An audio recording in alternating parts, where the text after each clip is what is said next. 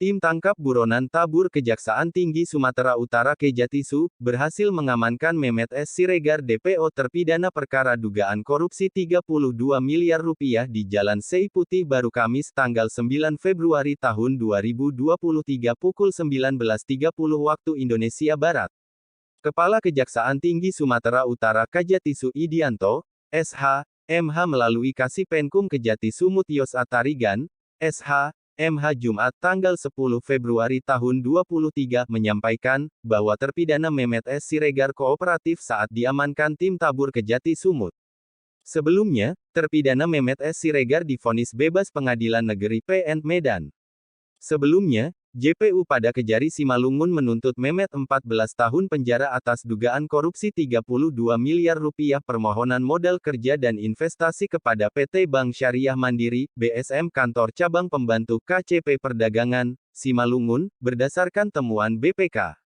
Atas vonis bebas hakim pada PN Medan, jaksa kemudian melakukan upaya hukum kasasi, katanya.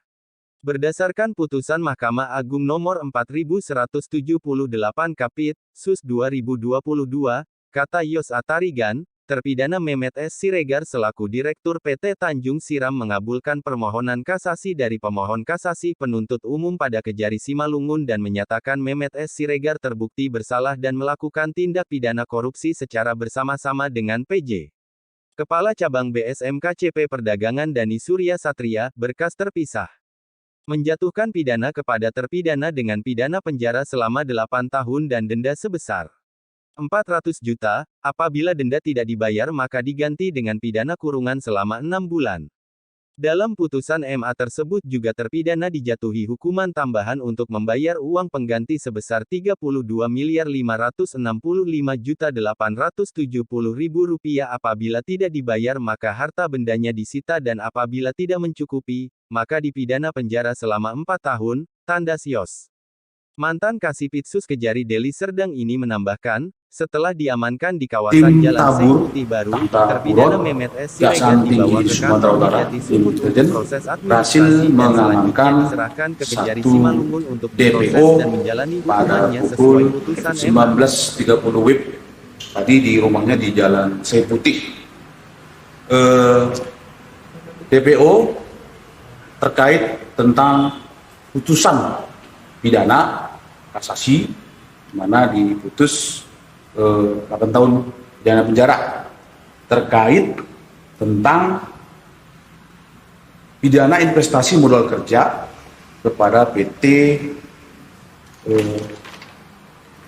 Tanjung Siram di PT Bank Syariah Mandiri BSM KCP Perdagangan Simalungun periode 15 November 2009 sampai dengan April 2016 berdasarkan temuan BPK RI kerugian negara sebesar 32 miliar lebih, dan usai diamankan oleh tim yang telah dilakukan pendalaman selama kurang lebih beberapa minggu ini akan ditindaklanjuti ke Kejaksaan Negeri Simalungun untuk proses lebih lanjut, dalam hal ini menjalani vonis dari Mahkamah Agung. Demikian. Penetapan DPO di November 2022, jadi kurang lebih 4 bulan. Sebelumnya di Pengadilan Tipikor Medan divonis bebas, namun jaksa penuntut umum melakukan upaya hukum dalam hal ini ke Mahkamah Agung kasasi, sehingga putusan kasasi diterima dan diterbitkan DPO pencarian dengan berakhirlah pada malam hari ini, Kamis 9 Februari 2023. Apa ada tersangka lain? Tersangka lain telah melaksanakan eksekusi sesuai dengan putusan pengadilan Tipikor sebelumnya. Iya.